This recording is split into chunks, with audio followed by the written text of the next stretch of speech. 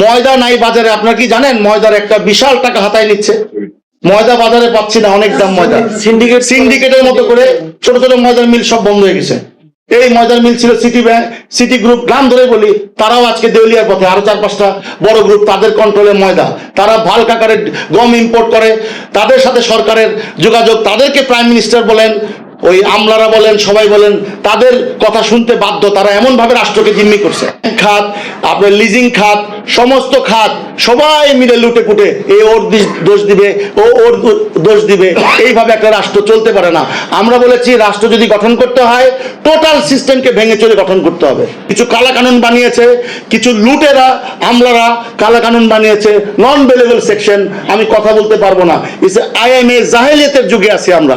ওইখানে গিয়ে কিছু বলার আগে ক্যামেরা নিয়ে গিয়ে আমাদেরকে হয়রানি করা হয়, আমাদের মাধ্যমে আমাদের দীর্ঘদিনের অর্জিত সুনাম নষ্ট করা হয়।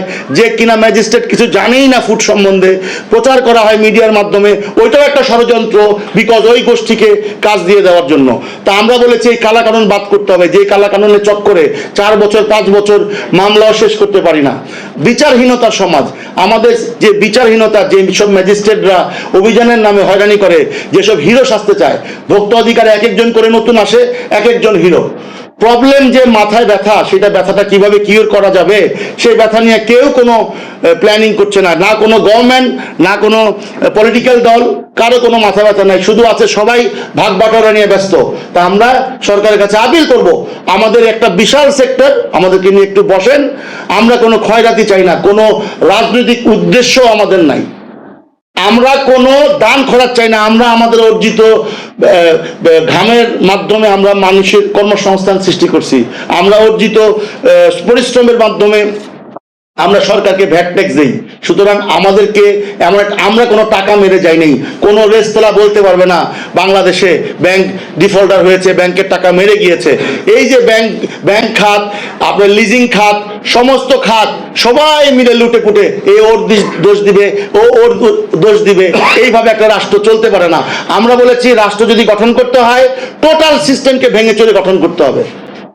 সেই সিস্টেমটা আমরা দেখতে পাচ্ছি, দিনের পর দিন বলে যাচ্ছি, কোনো আমলা শুনে না। যখন আমলারা চেহারা থাকে তখন শুনে না, যখন বাইরে আসে তখন শুনে।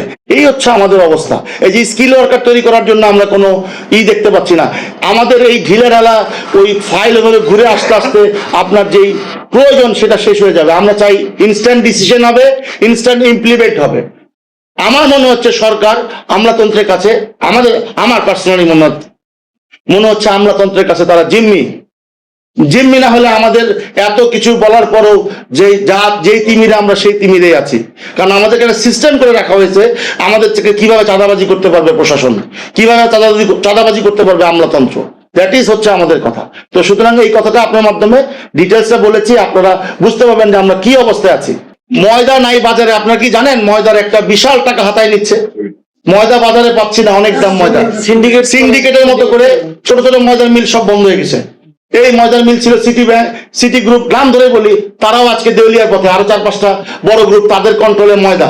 তারা ভাল্ক আকারে গম ইম্পোর্ট করে, তাদের সাথে সরকারের যোগাযোগ। তাদেরকে প্রাইম মিনিস্টার বলেন, ওই আমলারা বলেন, সবাই বলেন, তাদের কথা শুনতে বাধ্য। তারা এমন ভাবে রাষ্ট্রকে জিম্মি করছে।